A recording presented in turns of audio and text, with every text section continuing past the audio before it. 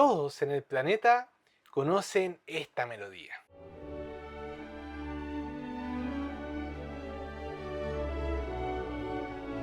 Pero casi nadie se imagina los secretos, las peleas y las locuras que se esconden detrás de esta sinfonía.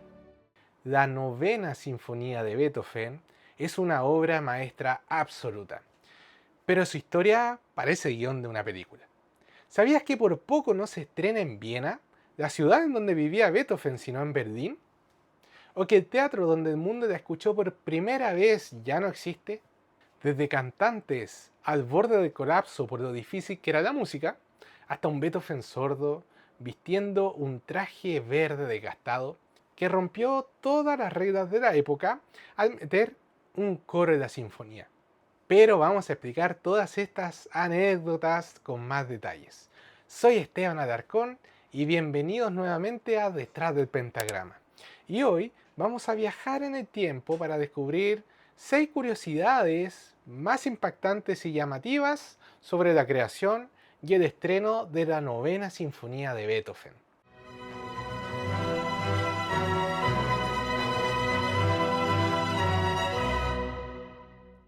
Empecemos por el principio. Viajemos a la ciudad de Viena de 1824, año del estreno.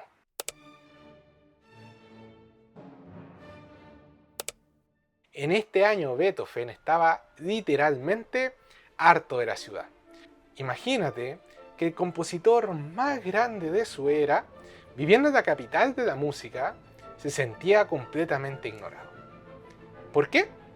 Porque Viena estaba sufriendo una especie de fiebre, la fiebre de Rossini. El público vienés se había vuelto loco por las óperas italianas, que eran más ligeras, eran pegajosas, eran más divertidas. Así que nadie parecía tener tiempo para la música profunda y seria de Beethoven. Mientras la gente en las calles tarareaba melodías alegres como esta, en su habitación, un Beethoven sordo, aislado y furioso, estaba rompiendo las reglas del universo musical con esto.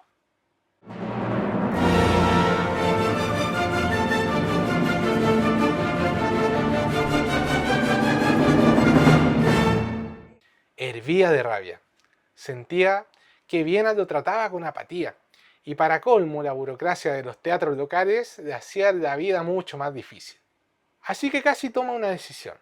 Quiso llevarse la nueva y la más grande sinfonía suya, la novena, a la ciudad de Berlín. Cuando los amigos, mecenas y editores de Beethoven se enteraron de esta noticia, entraron de inmediato en pánico. Se dieron cuenta de que si dejaban ir a Berlín ese estreno, la humillación histórica para Viena sería imborrable. Así que tenían que detenerlo como fuera. En ese momento, un grupo de 30 destacados ciudadanos, fabricantes de piano y músicos destacados, se unieron con un propósito. Escribieron un documento desesperado llamado la Carta de Súplica. Era un texto florido, solemne y, para ser honesto, bastante exagerado en sus halagos. En la carta rogaban, casi de rodillas, que recordara que Viena era su segunda patria y que seguía siendo el corazón de la música de ese tiempo. Apelaron a su patriotismo, al legado de Mozart, al legado de Haydn. Básicamente le imploraron que no abandonara la ciudad. ¿Y cómo reaccionó Beethoven? Bueno, siendo Beethoven, primero se enojó, se puso furioso. 2 periódicos locales publicaron la carta y el compositor estalló de rabia. Pensó que todo el mundo iba a creer que él mismo había organizado la carta simplemente por vanidad, para inflar su propio ego. Pero cuando la tormenta de su enojo bajó un poquito, ocurrió un momento profundamente humano. O eso nos hicieron creer hasta el día de hoy. Su secretario, Anton Schindler, relató que entró a la habitación y encontró a Beethoven a solas con el papel en la mano. El genio sordo, que parecía de piedra, estaba profundamente conmovido, así que con los ojos empañados, admitió el gesto de sus amigos y lo consideró muy hermoso. Pero Schindler tenía mucho más talento inventando historias que siendo músico. Así que no sabemos si en realidad esto pasó. Lo que sí sabemos es que Beethoven aceptó las súplicas y la novena sinfonía se quedó en su casa, en Viena. Pero resolver el lugar de estreno era solamente el inicio. La siguiente pregunta era, ¿dónde metemos semejante monstruo de sinfonía?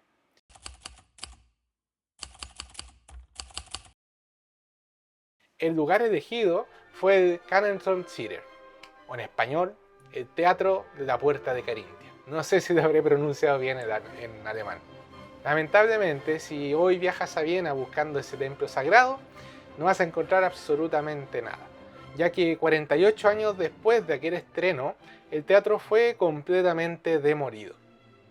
Y en su lugar se construyó un lujoso hotel llamado Sacher, mundialmente famoso por ser la cuna de la deliciosa tarta Sacher de chocolate. Pero los problemas del teatro no eran solamente de infraestructura. Los propios artistas estaban al borde de la huelga.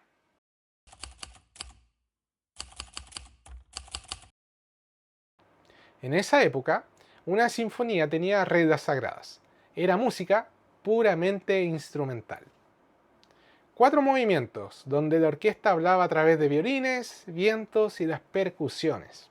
En fin, nadie, absolutamente nadie, cantaba en una sinfonía hasta que llegó Beethoven.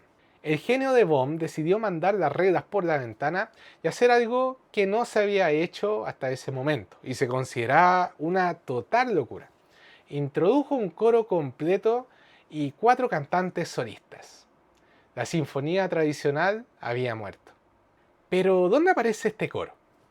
Si vas a escuchar la novena sinfonía por primera vez, tienes que armarte con un poco de paciencia, ya que el coro no entra al principio, ni en el segundo, ni en el tercer movimiento.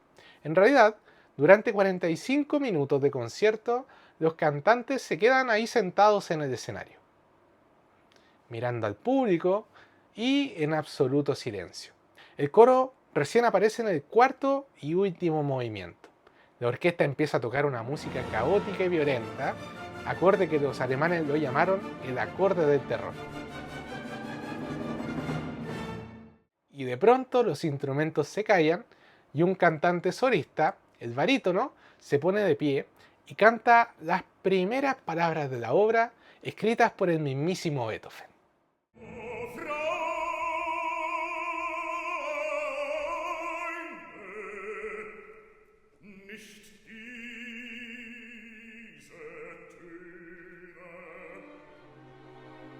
Beethoven usó la voz humana porque sintió que los instrumentos ya no eran suficientes para expresar el mensaje de fraternidad universal que quería gritarle al mundo.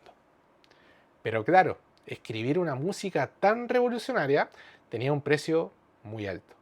El genio sordo exigió tanto de sus músicos y los cantantes que la trastienda de los ensayos se convirtió en una auténtica locura.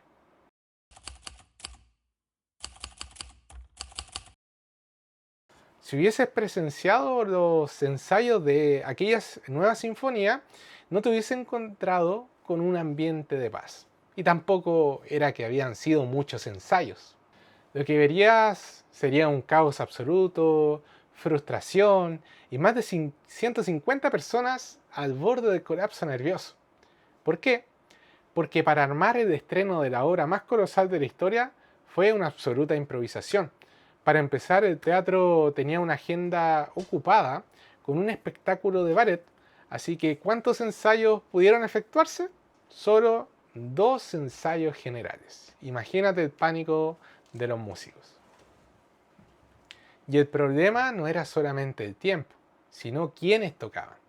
La orquesta estable del teatro estaba compuesta por solo 45 músicos. Para la novena se necesitaban el doble, así que tuvieron que reclutar músicos aficionados para llegar a casi 100 instrumentistas y otros 90 coristas. Y ojo al dato, porque muchos de estos músicos tocaron gratis, por puro amor al arte, o quizá por miedo a decirle que no a Beethoven. Pero la peor parte se la llevaron los cantantes. Beethoven estaba completamente sordo Él no estaba componiendo para y con el oído humano.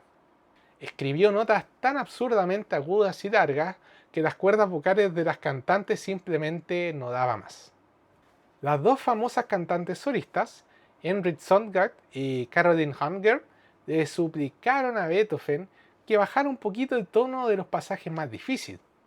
La respuesta del maestro dijo que no iba a cambiar ninguna nota. Caroline, frustrada y con la garganta destrozada, llegó a llamarlo en su cara el tirano de todos los órganos vocales. Y en una carta a una amiga escribió con resignación: bueno, tendremos que seguir torturándonos en el nombre de Dios. Y la cosa se puso tan fea que el cantante bajo original tiró la toalla a última hora y tuvo que ser reemplazado pocos días antes del estreno porque físicamente no alcanzaba las notas. Músicos sin cobrar, aficionados improvisando, cantantes con sus cuerdas vocales al límite y solamente 2 ensayos. El estreno de la Novena Sinfonía tenía todos los ingredientes para convertirse en el fracaso más humillante de Beethoven. Pero llegó la noche del 7 de mayo del año 1824 y lo que pasó cuando la música terminó es algo que te va a poner la piel de gallina.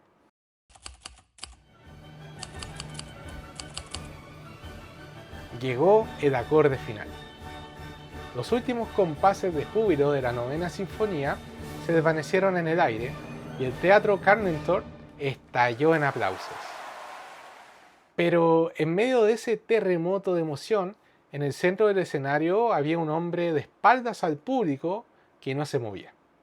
Ese era Ludwig van Beethoven. Debido a su sordera total, el maestro no tenía ni idea que la música ya había terminado. Él seguía allí parado junto al director de orquesta, con los ojos fijos en la partitura de su atril y sus manos seguían marcando el tiempo. En realidad estaba totalmente perdido en la música que estaba siguiendo solamente en su cabeza. El auditorio ya celebraba, pero él seguía atrapado en su propio silencio. Y fue en ese instante donde ocurrió uno de los gestos más hermosos de aquel estreno. Caroline, la joven cantante, la misma que día antes lo había llamado tirano, se compadeció de él. Se acercó despacio, le tocó suavemente la manga de su traje y con mucha delicadeza lo hizo girar físicamente para que mirara a la audiencia. Al darse la vuelta, Beethoven recibió un impacto visual directo al corazón. No podía escuchar nada, pero pudo ver el estruendo de su propio éxito. Miles de personas de pie, frenéticas, agitando pañuelos, lanzando sus sombreros al aire para que el compositor pudiera sentir la gratitud. La ovación fue, según las crónicas, más que imperial. El público dicen que rompió en 4 oleadas consecutivas de aplausos. Fue tal la locura que a la quinta oleada, el propio comisionado de la policía de Viena tuvo que ponerse de pie y gritar pidiendo silencio por el temor de que la masa perdiera el control. Y nuevamente, eso nos contó Anton Schindler. No sabemos si ese relato fue verídico o no. Aquel genio sordo, que estaba pasando a segundo plano, musicalmente hablando, por la fiebre de Rossini, que había tenido que rogar por un teatro y que casi se lleva su obra a Berlín, por fin está al frente del mayor triunfo de su vida. Pero si en ese momento hubiese bajado la mirada hacia la ropa de Beethoven, habría notado un detalle que nos deja un poco tristes.